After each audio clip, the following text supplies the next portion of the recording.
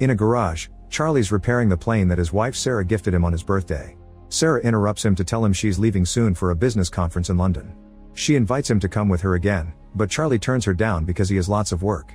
Sometime later, Charlie arrives at the CIA headquarters. Suddenly he receives a message from Inquiline, a mysterious person he's been in contact with for years. As usual, they have valuable classified intel to sell him, although this time Inquiline warns him that these documents could put the CIA at risk.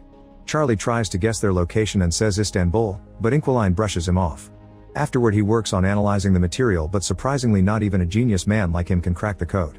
Since he still can't crack the code, he takes his computer to the restricted area, where a more advanced system helps him progress faster. It takes him a while, but he finally opens the information in the documents, which leaves him in shock. These are top secret government files revealing that a drone strike disguised as a self-deletion bombing was authorized and covered up. That night at home, Charlie tries calling Sarah, but she doesn't answer, so he leaves a voicemail. The next day Charlie arrives at the office and is surprised to find Moore waiting for him. Moore takes Charlie to the office of O'Brien, who became director very recently. She explains that there's been a terrorist attack at a hotel in London and Sarah was one of the victims. Charlie refuses to believe it and wants to call Sarah, so Moore turns on the TV to show him the news. The reporter describes how 4 terrorists bursted into the hotel, took 4 hostages and killed 2 of them. Next, Moore plays the hotel's security footage, which shows all the chaos during the incident and confirms that Sarah was one of the victims.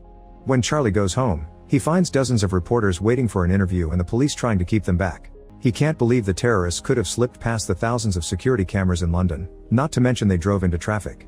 Moore promises they're investigating, but Caleb sends him home. The following day Charlie goes to the airport to pick up Sarah's body and her belongings. Charlie goes back to work and uses the restricted computer to hack into the security cameras at the hotel and the nearby streets. He puts together a timeline of the events and shows it to his superiors. The 4 terrorists stole a vehicle in the East End, then entered the hotel through the service where they professionally scrubbed out all prints and DNA. Apparently they had a meeting with Impact Investments from Indonesia, but something went wrong and an argument started in the corridor. One of the firm's security men got angry, so a terrorist opened fire, killing one of the guards and leaving the other one in critical condition. Hotel security was immediately alerted and they called the police. Desperate to leave the building without getting caught, the terrorists entered the conference room and captured some hostages. Sarah was taken because she tried to help some of the attendants to escape. Charlie's run voice and facial analysis, so he's managed to get the identities of the 4 terrorists, a former South African Special Forces and former intelligence officer Gretchen. Noticing Caleb's and Moore's lack of reaction, Charlie realizes they already knew all this. They tell Charlie they're already working on it and send him to see a therapist. The next day Charlie hides a chip in his ID badge and passes through security without the scanners detecting it. In his office, he prints all the classified files and uses a skimmer on the printer to make a digital copy.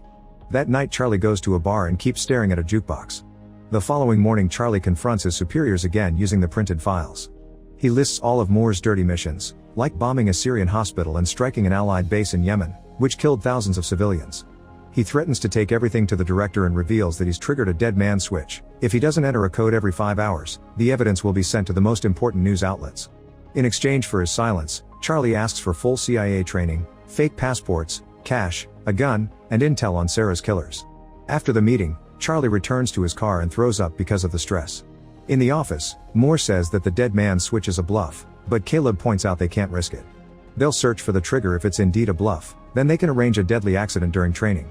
Sometime later Caleb and his team try to understand how Charlie copied the confidential files.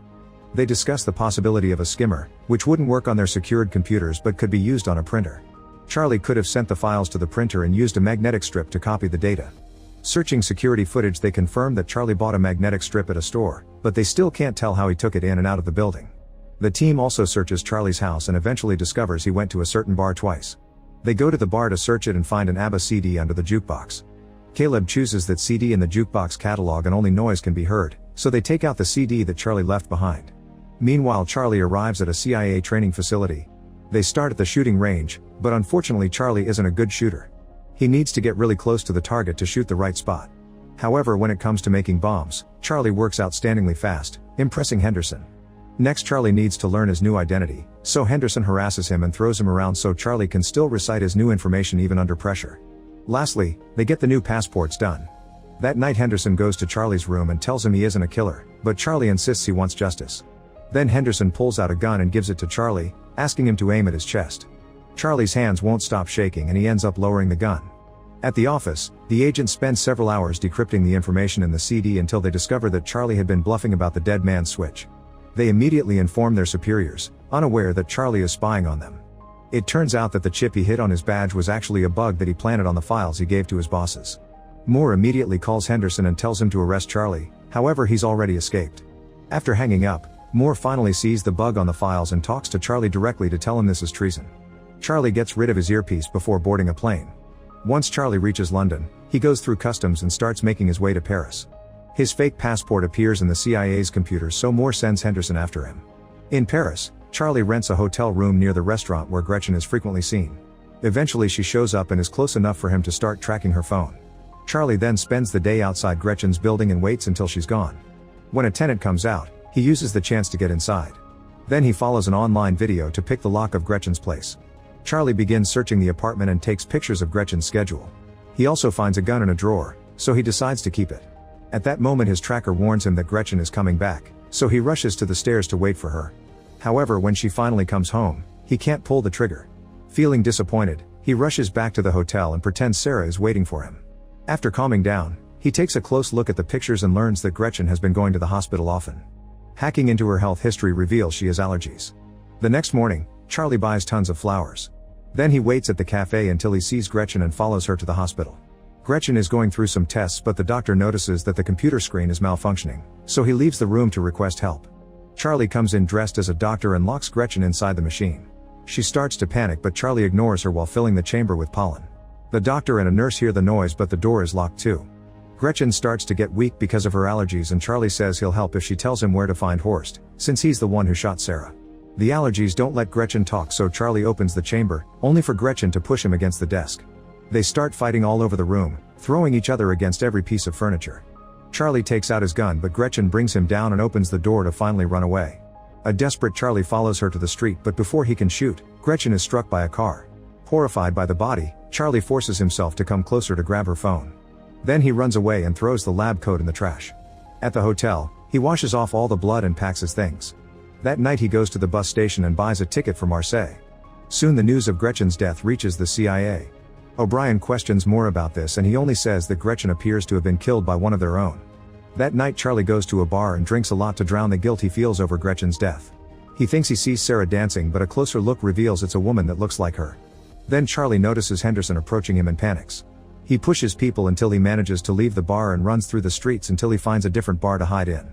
Henderson follows him there too, so Charlie rushes to the bathroom and locks the door. Unfortunately there are no windows here, so Charlie has no choice but to come out. He joins Henderson at the bar and learns that he found him by tracking Gretchen's phone. After a short chat, Charlie reveals a timer on his phone and runs out before a bomb explodes in the bathroom. Chaos takes over the bar and Henderson loses sight of Charlie. The tracker on his phone doesn't work anymore either. The next morning Charlie contacts the Inquiline to get their help and leaves on a cargo plane to Turkey. In Istanbul, he goes to a restaurant and texts Inquiline. Noticing a man's phone ringing, he tries to approach him but is blocked by a woman who tells him to check his phone. Then Charlie leaves the restaurant and the woman approaches him again, confirming she's Inquiline. She already knows about his wife, so she makes him hide his hat and backpack in a shopping bag. Inquiline wants him to pretend to shop for a while and meet him at a garage. Moments later Charlie meets with her again and she drives him to her home. During the trip Inquiline shares that she became a hacker 6 years ago after her husband died. He was a CIA asset and worked for Russian intelligence. In fact, he was the original Inquiline and taught her everything. The official story says he accidentally fell from a window. When they reach her home, Inquiline says this is the only place she's managed to stay longer than 3 years and admits she's tired of running. If the Russians ever come for her, she has a gun to self-delete. Then they start talking about the case. Horst is the leader in charge of hiring mercenaries for Moore. Lawrence is an arms dealer, so Inquiline volunteers to pose as an arms seller to contact him. Lastly there's Mishka, who travels frequently and posts everything online. They inspect the pictures closely and find a woman with him. Facial recognition takes them to her Instagram account and they confirm she's in Spain. The next day Caleb tells his team to keep eyes on the terrorists to find Charlie. O'Brien meets with Moore and tells him she wants him to stop running Black Ops without her authorization. Moore says her predecessor gave him the same speech, so he'll tell her the same thing he said then. She has his full support. After the meeting O'Brien gets in her car and her assistant shows her a picture of Henderson in Spain. It's confirmed that Moore sent him, so O'Brien sends one of her own agents after him. Meanwhile Charlie and Inquiline find Mishka by hacking into a hotel's security cameras. Charlie then travels to Madrid and stays at the same hotel. He learns that Mishka likes swimming in the pool that connects two buildings by their roofs. At the same time Henderson tracks Charlie down in the area. The next day Charlie starts building a device that will help him get Mishka and hides it inside the hotel. Afterward he follows Mishka to the bar, unaware of Henderson in the lobby. Charlie sees a suspicious man at the bar and realizes he's seen him before, which means he's being followed. He tells Inquiline through his earpiece, so she searches his face and confirms he's a CIA agent. She also sees Henderson on the camera and tells Charlie to abort, but he wants to stick to the plan. When Mishka goes to the pool, Charlie confronts him to ask where to find Horst. If he doesn't talk, the pool will be destroyed. Mishka doesn't believe him and starts swimming away, so Charlie presses a button and the glass starts to crack. A desperate Mishka starts swimming faster, but it's too late, the glass breaks and he falls to his death while the water floods the street. Then Inquiline warns Charlie that Henderson and the other agent are coming closer and gives him directions to escape. A chase ensues and Henderson almost catches him, but at that moment the other agent also attacks. The man tackles Henderson and they start fighting in the laundry room. Charlie watches how they keep throwing each other all over the room and Henderson puts the man's head inside a washing machine.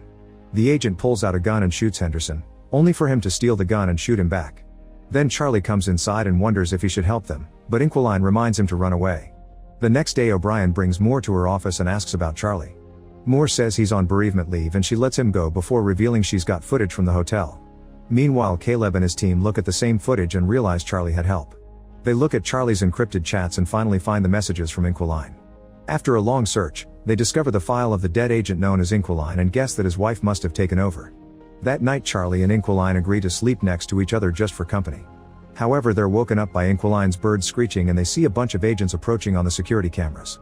The duo immediately runs through a hidden tunnel in the wall and as they make their way out, Charlie sees a drone in the sky. By sneaking into another building, the duo manages to keep going and leaves the neighborhood right before the agents storm into the house. The computer is already deleting all the files so there's nothing left for them. After running down the beach, the duo gets to Inquiline's car and they're seen by the drone. Soon the agents come after them with open fire, even following them on a boat. After a long chase, the agents manage to damage the car enough to make it stop and Inquiline is mortally wounded. Charlie has no choice but to push the body to the other seat and take over the wheel so he can keep driving until he finally loses his pursuers. Later he leaves the car in the garage and kisses Inquiline goodbye. The next day Charlie contacts Lawrence and pretends to be an arms dealer to arrange a meeting. Then Charlie buys new electronics and travels to Romania. In an abandoned building, he records his own face and hacks a security feed in Berlin. Now the CIA thinks he's in Berlin and sends their people there. When Lawrence finally arrives, he finds a ringing phone on a chair. Charlie tells him to look inside a box and Lawrence finds a bunch of bombs. If he moves, they'll detonate. As Lawrence notices a picture of Sarah in the box, Charlie appears behind him asking Horst's location and promising to deactivate the bombs if he cooperates. Lawrence explains that Horst operates in Russian waters and typically receives deliveries at a Baltic seaport. Charlie then asks how to contact Horst, so Lawrence says he only gets messages through secret codes from his men. All the numbers and names are on his phone, which he tosses on the ground. After grabbing the phone, Charlie leaves and hears the bombs killing Lawrence in the other room. Soon the CIA gets the news of Lawrence's death in Romania and they realize they've been looking at fake footage. Later in a Russian hotel, Charlie imagines Sarah with him and opens the gift. It's a puzzle that he solves quickly and has a sweet message from his wife inside. In the morning, he goes to the port and sees a suspicious vehicle. He sends the code to Horst's men and sees a guy by the suspicious car check his phone. He follows the man and takes pictures of his boat before leaving. After buying some tools, Charlie goes back to the hotel and tracks down the yacht that the boat belongs to by searching its registration number. He also studies the sea routes Horst might be using. In the morning Charlie approaches the boat and someone knocks him out from behind, causing him to drop Sarah's puzzle. Charlie is taken to the yacht where he finally meets Horst, who found the bomb Charlie hid earlier. Horst has noticed that Charlie killed the others indirectly and thinks he's not capable of doing it face to face. He hands Charlie a gun and asks him to do it, but Charlie can't and puts the gun down. Suddenly the yacht starts turning into the opposite direction and the crew panics. Charlie reveals he's taken control of the yacht, which is CIA administered. Since he worked on the protocols that protect this yacht, it was easy for him to hack into it and send it to Finland. Soon the yacht is surrounded by the Finnish Navy and Interpol, who immediately arrest Horst and his men. Sometime later O'Brien gives a press conference to announce they've arrested all the dirty agents that have been using the CIA's resources for illegal activities. Charlie is approached by Henderson, who tells him he's proud of what he's done. After visiting Sarah's grave, Charlie goes home and finally takes the plane for a ride. Make sure to subscribe and turn on notifications so you can watch more videos like this. Thanks for watching.